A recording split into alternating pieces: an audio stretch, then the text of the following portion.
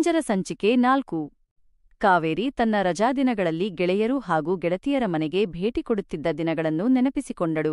ಸತೀಶನಿಗೆ ಭಾನುವಾರ ಮತ್ತು 2ನೇ ಶನಿವಾರ ರಜೆ ಇರುತ್ತಿತ್ತು.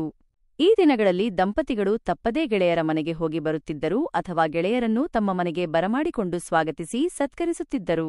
ಕಾವೇರಿ ಒಬ್ಬ ಒಳ್ಳೆಯ ಆತಿಥೇಯಳು. ಸತೀಶನ ಗೆಳೆಯರು ಆಕೆಯನ್ನು ಪರ್ಫೆಕ್ಟ್ ಹೋಸ್ಟೆಸ್ ಎಂದು ಹೊಗಳುತ್ತಿದ್ದರು. ಕಾವೇರಿಗೆ ಸತೀಶನ ಗೆಳೆಯರ ಅಭಿರುಚಿ ಚೆನ್ನಾಗಿ ತಿಳಿದಿತ್ತು. ಉದಾಹರಣೆಗೆ ಮಲ್ಹೋತ್ರ ದಂಪತಿಗಳಿಗೆ ಚಪಾತಿ, ಹೆಸರುಬೇಳೆ ತೊವ್ವೆ ಮತ್ತು ಮಾವಿನ ಹಣ್ಣಿನ ಶೀಕರಣೆ ಪ್ರಿಯ ಎಂಬುದು ಅವಳಿಗೆ ಗೊತ್ತಿತ್ತು. ಅವರು ಬಂದಾಗ ಅದೇ ತಿನಿಸುಗಳನ್ನು ಮಾಡಿ ಸತ್ಕರಿಸುತ್ತಿದ್ದಳು. ಬಾಲಾಜಿ ದಂಪತಿಗಳು ಸಿಹಿಯನ್ನು ಇಷ್ಟಪಡುತ್ತಿರಲಿಲ್ಲ. ಕುಡಿಯುವ ಕಾಫಿಯನ್ನು ಸಹ ಸಕ್ಕರೆ ಇಲ್ಲದೆ ಕುಡಿಯುತ್ತಿದ್ದರು. ಆದರೆ ಅವರ ಬ್ರಹ್ಮಚಾರಿ ಗೆಳೆಯ ತಾಂಡವಮೂರ್ತಿಗೆ ಸಿಹಿ ತಿಂಡಿ ಎಂದರೆ ಪ್ರಾಣ. ಮನೆಯಲ್ಲಿ ಏನೂ ತಿಂಡಿ ಇಲ್ಲದಿದ್ದರೆ ಒಂದು ತಟ್ಟೆಯಲ್ಲಿ ಸ್ವಲ್ಪ ಸಕ್ಕರೆಯನ್ನಿಟ್ಟು ಕೊಟ್ಟರೂ ನೀವು ತೃಪ್ತರಾಗಿ ಬಿಡುತ್ತೀರಿ ಎಂದು ಕಾವೇರಿ ಆಗಾಗ್ಗೆ ಅವನನ್ನು ಗೇಲಿ ಮಾಡುತ್ತಿದ್ದಳು. ಕಾವೇರಿ ಇಲ್ಲದೆ ಸತೀಶ ಮನೆಯಿಂದ ಹೊರಗೆ ಹೊರಡುತ್ತಲೇ ಇರಲಿಲ್ಲ. ಆಫೀಸಿಗೆ ಹೊರಡುವಾಗ ಮಾತ್ರ ಅವಳಿಗೆ ಕರೆದುಕೊಂಡು ಹೋಗುವುದು ಅಸಾಧ್ಯವಾಗಿತ್ತು. ಗೆಳೆಯರ ಮನೆ, ಸಿನಿಮಾ, ಕೂಟಗಳು ಮತ್ತು ಕ್ಲಬ್ಗಳಿಗೆ ಎಲ್ಲ ಕಡೆಗೂ ಕಾವೇರಿಯನ್ನು ಜೊತೆಯಲ್ಲಿ ಕರೆದುಕೊಂಡು ಹೋಗುತ್ತಿದ್ದ. ನಿಮ್ಮ ಮಿಸೆಸ್ ಇದ್ದರೆ ಪಾರ್ಟಿಗೆ ಕಳೆಯಿರುತ್ತದೆ, ಅವರೇ ಪಾರ್ಟಿಯ ಜೀವಾಳ ಎಂದು ಸತೀಶನ ಗೆಳೆಯರು ಕಾವೇರಿ ಬಗ್ಗೆ ಹೇಳುತ್ತಿದ್ದರು. ಆಗ ಸತೀಶನಿಗಾಗುತ್ತಿದ್ದ ಹೆಮ್ಮೆಯಾದರೂ ಎಷ್ಟು. ಕಾವೇರಿ ದಿನ ತುಂಬಿದ ಬಸುರಿಯಾದಾಗಲೂ ಸತೀಶ ಅವಳನ್ನು ಬಿಟ್ಟು ಎಲ್ಲಿಗೂ ಹೋಗುತ್ತಿರಲಿಲ್ಲ. ಕಾವೇರಿ ಕೆಲವೊಮ್ಮೆ ಹೊರಗೆ ಹೊರಡಲು ನಾಚಿಕೆ ಪಡುತ್ತಿದ್ದುದು ಸಹ ಉಂಟು. ಇದೇನು ಚೆಂದ ಬಿಡಿ, ಬಾಲಾಜಿ ದಂಪತಿಗಳ ಮನೆಯ ಪಾರ್ಟಿಗೆ ನಾನು ಬರದಿದ್ದರೂ ಆಗುತ್ತದೆ. ಒಂದು ವೇಳೆ ಅಲ್ಲಿ ನೋವು ಶುರುವಾದರೆ ಎಂದು ಕಾವೇರಿ ಕೇಳಿದಾಗ, ಹಾಗೇನೇ ಆಸ್ಪತ್ರೆಗೆ ಕರೆದುಕೊಂಡು ಹೋಗ್ತೀನಿ ಎಂದು ಸತೀಶ ಉತ್ತರ ಕೊಡುತ್ತಿದ್ದ. ದಿನವಾದ ಹುಡುಗಿಯನ್ನು ಯಾಕೆ ಜೊತೆಯಲ್ಲಿ ಎಳೆದಾಡುತ್ತೀಯಾ? ಹೊರಗೆ ಬರಲು ಅವಳಿಗೂ ಸಂಕೋಚವಾಗುತ್ತದೆ. ಯಾಕೋ ನಿನ್ನದು ಅತಿಯಾಯಿತು ಎಂದು ಸತೀಶನ ತಾಯಿಯಾದ ಸುಂದರಮ್ಮನವರು ಬೇಸರದಿಂದ ಹೇಳಿದ್ದರು. ನನಗೆ ಒಬ್ಬನೇ ಎಲ್ಲಿಗೆ ಹೋಗೋಕೂ ಬೇಜಾರಮ್ಮ. ಕಾವೇರಿ ಜೊತೆಯಲ್ಲಿ ಬರದಿದ್ದರೆ ನನಗೆ ಎಲ್ಲಿಗೆ ಹೋಗಬೇಕೆಂದು ಅನಿಸುವುದಿಲ್ಲ. ಆಮೇಲೆ 3 ತಿಂಗಳಂತೂ ಅವಳು ಬರುವುದಕ್ಕೆ ಆಗುವುದಿಲ್ಲ. ಈಗಲೇ ಸುತ್ತಾಡಿಬಿಡುತ್ತೇನೆ ಎಂದಿದ್ದ ಸತೀಶ. ಆಗ ವಿಧಿಯಿಲ್ಲದೆ ಮೈಮೇಲೆ ತೆಳುವಾದ ಶಾಲು ಅಥವಾ ಕೋಟನ್ನು ಹಾಕಿಕೊಂಡು ಕಾವೇರಿ ಗಂಡನೊಂದಿಗೆ ಹೊರಡುತ್ತಿದ್ದಳು.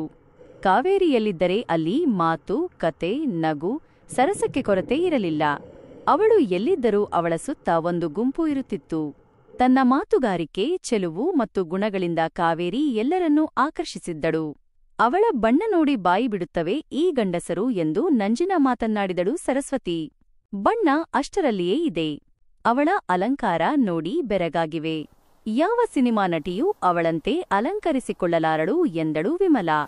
ಸರಸ್ವತಿ ಮತ್ತು ವಿಮಲ ಸತೀಶನ ಆಫೀಸಿನಲ್ಲಿಯೇ ಕೆಲಸ ಮಾಡುತ್ತಿದ್ದ ಹುಡುಗಿಯರು. ಅವರಿಗೆ 25 ವರ್ಷಗಳಾಗಿದ್ದರೂ ಇನ್ನೂ ಮದುವೆಯಾಗಿರಲಿಲ್ಲ.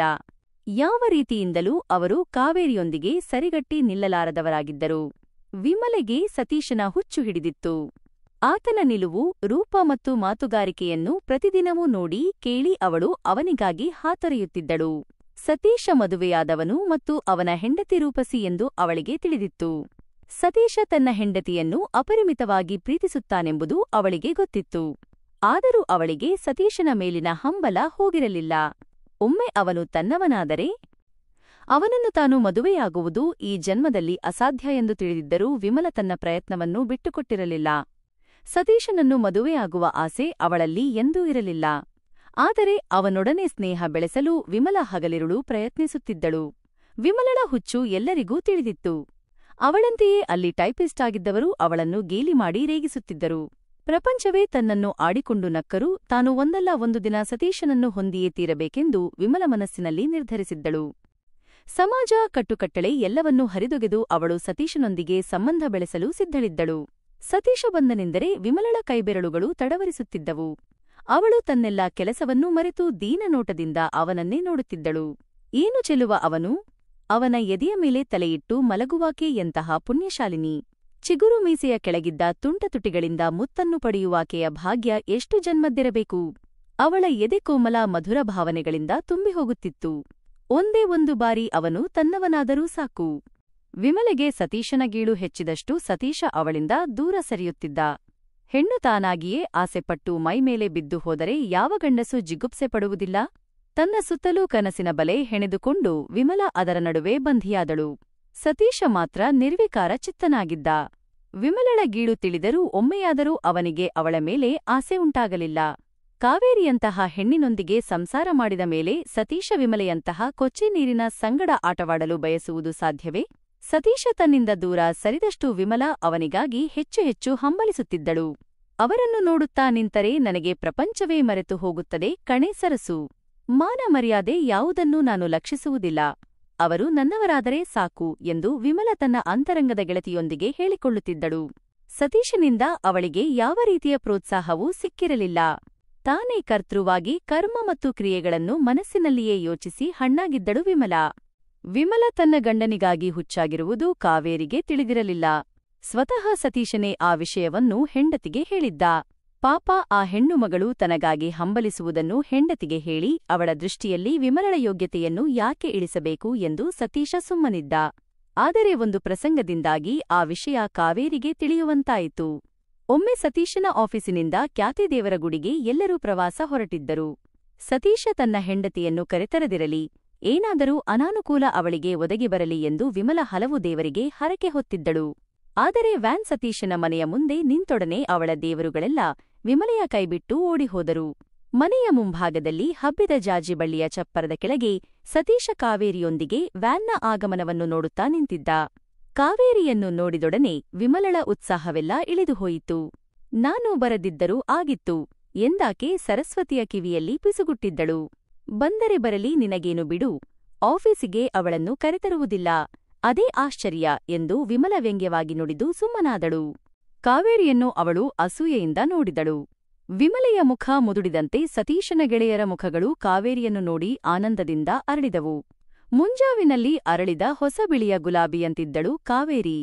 ತೋಳಿಲ್ಲದ ನಸುಗುಲಾಬಿ ಬಣ್ಣದ ಸ್ಯಾಟಿನ್ ರವಿಕೆ ಅವಳ ದುಂಡು ಬಿಳಿಯ ತೋಳಿನ ಅಂದವನ್ನು ಹೆಚ್ಚಿಸಿತ್ತು. ಕಾವೇರಿಯ ಮೈಬಣ್ಣ ಮತ್ತು ಮೈಮಾಟ ಇರುವವರ ಹೊರತಾಗಿ ಬೇರೆ ಯಾರಿಗೆ ಅಂತಹ ರವಿಕೆ ತೊಡುವ ಧೈರ್ಯವಿದೆ? ಅಗಲವಾದ ಇಳಿಗೊರಳಿನ ರವಿಕೆ ಅವಳ ಎದೆಯ ಉಬ್ಬರವಿಳಿತಗಳನ್ನು ಎತ್ತಿ ತೋರಿಸುತ್ತಿತ್ತು.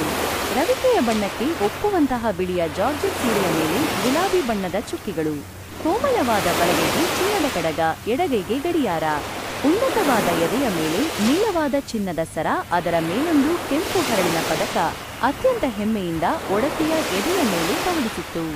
ಕಾಲಿನಲ್ಲಿ ಗುಲಾಬಿ ಬಣ್ಣದ ಚಪ್ಪಲಿ ಹಾಕಿದ್ದಳು. ಅರೆಬಿರಿದ ಗುಲಾಬಿಯಂತಿದ್ದ ತುಟಿಗಳಲ್ಲಿ ನಗೆಯ ಸೌರಭ ಸೂಸುತ್ತಾ ಕಾವೇರಿ ನಿಂತಿದ್ದಳು. ಅವಳ ಕಿವಿಯಲ್ಲಿದ್ದ ವಜ್ರದ ಲೋಲಕಗಳು ಬಹುದೂರದಿಂದಲೇ ಇತರರ ಕಣ್ಣನ್ನು ಕುಕ್ಕಿ ತನ್ನ ಬೆಲೆಯನ್ನು ಅವರಿಗೆ ಸಾರಿ ಹೇಳಿದವು. ನೀಳವಾದ ದಪ್ಪ 2 ಜಡೆಯನ್ನು ಸೇರಿಸಿ ಕಾವೇರಿ ಇರುವಂತಿಗೆಯ ಮಾಲೆಯನ್ನು ಮುಡಿದಿದ್ದಳು. ಎಲ್ಲರೂ ಕಾವೇರಿಯನ್ನು ನೋಡಿ ಮೈ ಮರೆತರೆ ವಿಮಲ ಸತೀಶನನ್ನು ನೋಡಿ ಮೂಕಳಾದಳು. ಅವನು ಹೆಂಡತಿಗೆ ಪ್ರಿಯವಾದ ಬಿಳಿಯ ಉಡುಪಿನಲ್ಲಿದ್ದ. ಅರವಿಂದ ಎಲ್ಲಿ ಎಂದು ಸತೀಶನ ಗೆಳೆಯ ಕೇಳಿದ. ಆಗಿನ್ನೂ ಅಶೋಕ ಹುಟ್ಟಿರಲಿಲ್ಲ. ಅವನ ಅಜ್ಜಿ ಹತ್ತಿರ ಇದ್ದಾನೆ ಎಂದ ಸತೀಶ. ಕಾವೇರಿ ತಾನು ಮೊದಲೇ ಸಿದ್ಧಪಡಿಸಿಕೊಂಡಿದ್ದ ತಿಂಡಿಯ ಬುಟ್ಟಿಯನ್ನು, ಫ್ಲಾಸ್ಕನ್ನು ತೆಗೆದುಕೊಂಡು ವ್ಯಾನ್ ಹತ್ತಿದಳು. ಅವಳು ವ್ಯಾನ್ ಒಳಗೆ ಬಂದ ಕೂಡಲೇ ಪರಿಮಳಯುಕ್ತ ತಂಗಾಳಿ ಅಲ್ಲಿ ಬೀಸಿದಂತಾಯಿತು. ಕಾವೇರಿ ಹತ್ತಿದ ವ್ಯಾನ್ನಲ್ಲಿ ಸತೀಶನಿಗೆ ಸ್ಥಳವಿರಲಿಲ್ಲ. ಇನ್ನೊಂದು ವ್ಯಾನ್ನಲ್ಲಿದ್ದ ಚಂದ್ರಶೇಖರ ಗೆಳೆಯನನ್ನು ಕರೆದು, ಸತೀಶ, ಇಲ್ಲಿ ಬಾ, ಜಾಗವಿದೆ ಎಂದ. ಸತೀಶ ಕಾವೇರಿಯ ಮುಖ ನೋಡಿದ. ಕಾವೇರಿ ತುಂಟ ನಗೆನಕ್ಕೂ ಹೋಗಿ ಅಲ್ಲಿಗೆ ಎಂದಳು. ಇಲ್ಲೇ ಹೇಗೋ ಜಾಗ ಮಾಡಿಕೊಂಡು ಕುಳಿತರಾಯಿತು ಎಂದು ಸತೀಶ ಅನುಮಾನಿಸುತ್ತಾ ಅಸೂಯೆಯ ಕಿಚ್ಚು ವಿಮಲೆಯ ಹೃದಯದಲ್ಲಿ ಧಗಧಗನೆ ಹತ್ತಿಕೊಂಡಿತು. ಅರೆಗಳಿಗೆ ಹೆಂಡತಿಯನ್ನು ಬಿಟ್ಟಿರಲಾರದವ ಈತ ಎಂತಹ ಗಂಡ ಎಂದು ಅವಳ ಮನಸ್ಸು ತಿರಸ್ಕಾರದಿಂದ ನುಡಿಯಿತು. ಮದುವೆಯಾದ ಕೂಡಲೇ ಗಂಡ ಕೈಹಿಡಿದ ಹೆಂಡತಿಯಲ್ಲಿ ಆಸಕ್ತಿ ಮತ್ತು ಆಕರ್ಷಣೆಯನ್ನು ಕಳೆದುಕೊಳ್ಳುತ್ತಾನೆ ಎಂದು ಅವಳು ಕತೆಗಳಲ್ಲಿ ಮತ್ತು ಅನುಭವಿಗಳ ಬಾಯಿಂದ ಕೇಳಿದ್ದಳು. ಆದರೆ ಆ ಮಾತು ಸತೀಶನ ಮಟ್ಟಿಗೆ ಸುಳ್ಳಾಗಿತ್ತು. ಕಾವೇರಿ 3 ವರ್ಷದ ಅರವಿಂದನ ತಾಯಿಯಾಗಿದ್ದರೂ ಸತೀಶನಿಗೆ ಹೆಂಡತಿಯಲ್ಲಿನ ಆಸಕ್ತಿ, ಆಕರ್ಷಣೆ ಮತ್ತು ವ್ಯಾಮೋಹ ಕೊಂಚವೂ ಕಡಿಮೆಯಾಗಿರಲಿಲ್ಲ.